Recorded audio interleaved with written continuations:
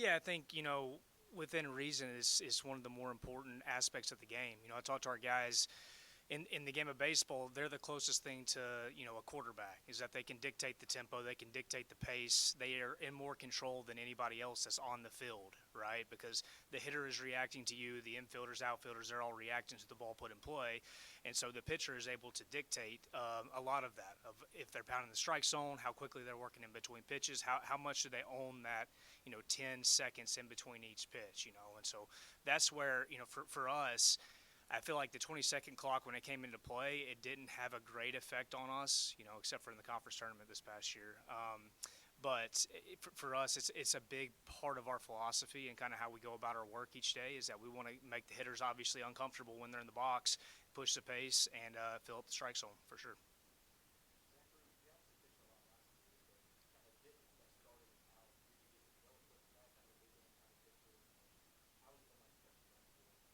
Yeah, I think that was really the thing you noticed first about Zach, was that he is certainly a guy that's able to step up in those situations.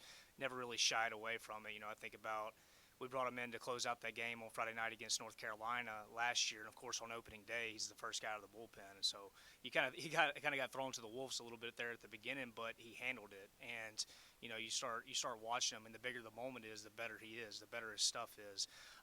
And so that, those are things within a pitcher, the intangibles. Those are the things that you look for in a great starting pitcher or anything like that.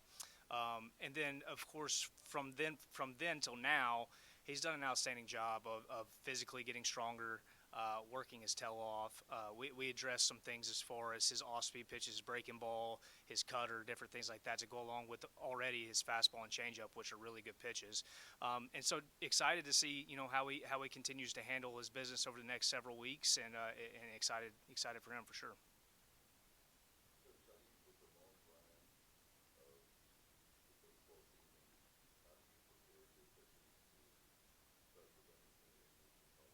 Yeah, I think you just got to be as proactive about it as soon as they get to school in August as you possibly can, because you're not. I mean, you're preparing for it in fall baseball and early in the spring, but pitch counts aren't going to be up as much because you're building them up slowly. And same with relief appearances and throwing them multiple times in a week and different things like that. And so the same stimulus that they feel at the end of a season is not going to be replicated in the fall or the early spring. And so I think you just have to educate them to the best of your ability, and then kind of get in there early and assess some weaknesses of theirs, what they do well, how can we build these weaknesses into strengths, whether that's physically with the way they move or just their physical strength in general, and then get an understanding of how they bounce back. What does their throwing need to look like in between outings? All of those things really, play a role in figuring those things out, and then just working really, really hard in the weight room and consistently getting in to see our trainer Logan, who does an outstanding job with our pitchers. But just being proactive about everything. Right? No need is too small or too big. Right? Just get in there, get to work, get the work that you need done, and just communicate extremely well. But it's just different for every single pitcher in our organization. Really, it's like everybody responds differently to different things. Some guys, they're more sore on the second day, some guys are sore on the first day, some guys don't get sore at all, right? And so it's more about catering their throwing around each guy instead of just forming it into where everybody is doing the same thing.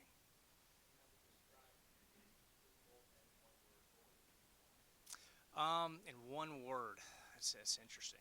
I hope tough, right? Like just tough. I got a bunch of guys who were able to take the ball and go finish games and go attack the opponent and things like that. But I think what you're going to look at is you're going to have some variety in the bullpen as well, where guys look different. There's different arm slots. There's different pitch mixes.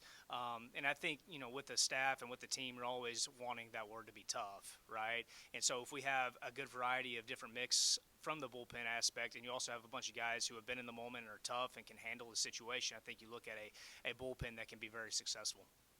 When you look at making that decision on who the Sunday starter is to be, how do you balance from who's going to be the best guy on Sunday, balancing with where you might lose him on Friday or Saturday in Right. big time situations? Yeah, no, and that's a big piece of it. We talked about Trey last year, is just how good he was out of the bullpen, moving him into a starting role, and so it just depends on the supporting cast around you and who emerges as the spring goes on. And so you certainly want to have some of your best arms in the bullpen to finish games, right? You don't want to ever leave that up to chance. And so I think that in determining that, you just got to figure out if you have enough on the back end to go finish game that have experience and have been in those scenarios before in those situations, and then dictate if someone needs to start on Sunday or who needs to start in the midweek or all those things, you know. And so that's kind of, you know, we'll work through that in the next couple weeks when it comes to Jake Hunter and Wyatt Lunsford Shinkman and all those guys, and really get a good feel on what the bullpen looks like if this guy is starting versus if this guy is starting.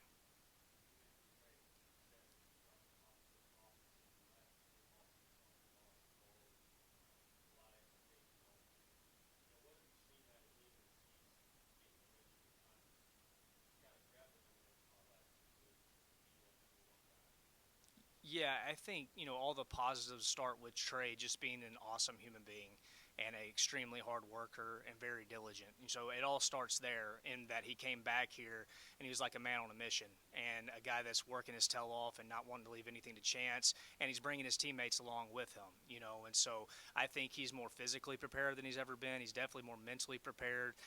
And it's just been about sharpening up the tools in his tool set at this point, you know, with all of his stuff. And so he's in a really good place right now. He threw the ball outstanding this weekend and has thrown the ball outstanding the whole spring and obviously in the fall as well.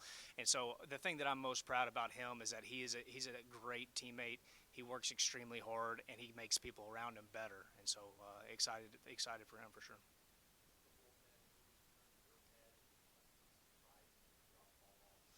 Yeah, you know, I don't know if surprise would be the right word. You know, I have pretty high expectations for these guys who have been in our program for a while, certainly. But, you know, Wyatt Lunsford Shankman looks tremendous up until this point. He's really gotten a lot better and just more honed in on the things that he needed to, and has been outstanding. You know, Jake Hunter threw the ball as good as anybody this past weekend. You know, the stuff's better. He's a guy that's been in the fire a lot. Jaden Winters, another guy. I know Coach mentioned him earlier, but, you know, big physical frame, some really good stuff to go along with it, and he's gotten a lot better with his secondary pitches as well. Throws a ton of strikes. Eric Ritchie probably has as much swing and miss potential out of his pitches as anybody on our staff. You know, this past fall he struck out 2 guys per inning. And so those guys have certainly taken a step forward. I think from a transfer situation, you got guys like Aaron Groller, who is a left-hander and, you know, a low slot mix guy and really fills up the strike zone. Drew Bryan is a guy that I think could come in and blow it out for 1 to 2 innings with some pretty good stuff. And so I think, like anything, a lot of this stuff will emerge as we go in the spring. But I think there's certainly a lot of choices, and a lot of weapons that you have to go and use in a lot of different roles.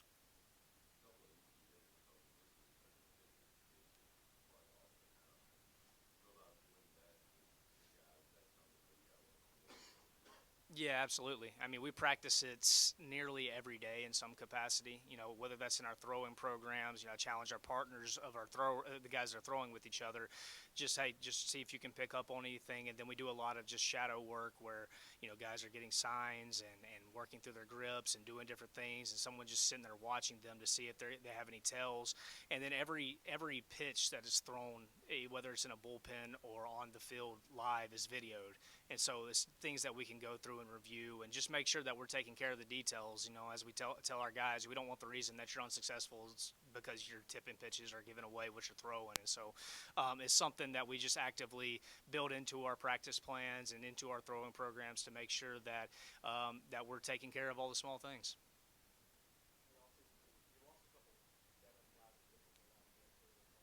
Mhm.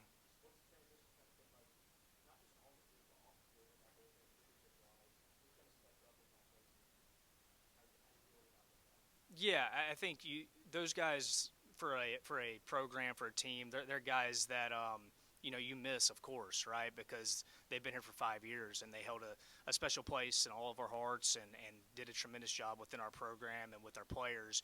But luckily, you know, as we've said already, is that we have a really good junior class, and then you've got a guy like Danny Bill, who's a senior, has been here for a long time, and that junior class, in my opinion, from a leadership perspective, is one of the best that we've had here in quite some time. with Trey Savage, Wyatt Lunsford, Shinkman, Jake Hunter, Eric Ritchie, Jaden Winter, obviously already mentioned Danny, and those guys just know what it takes. And of course, they're very talented, but the best thing about them is that they care about the people around them and they want them to get better, and they're not so worried about their feelings. And so, what I mean by that is they're not so worried about correcting somebody or trying to help them get better and someone getting sensitive about it, right? And so, we're certainly lucky to have guys who have stayed through our program and taken value in all the things that Coach Godwin has talked about, all the things that we have preached over time, and they go out and they live it every single day.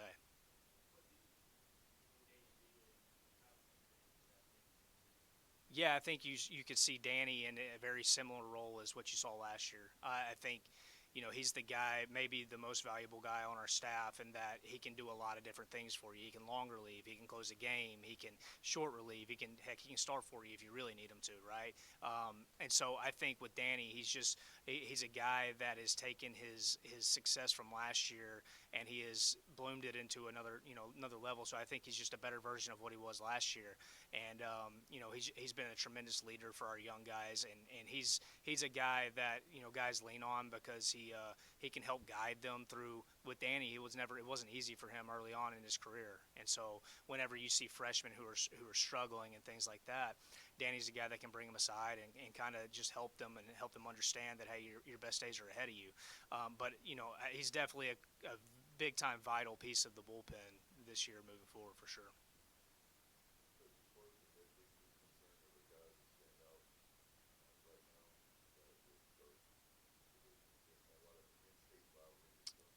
Whoever the best arm available is, whoever that might be.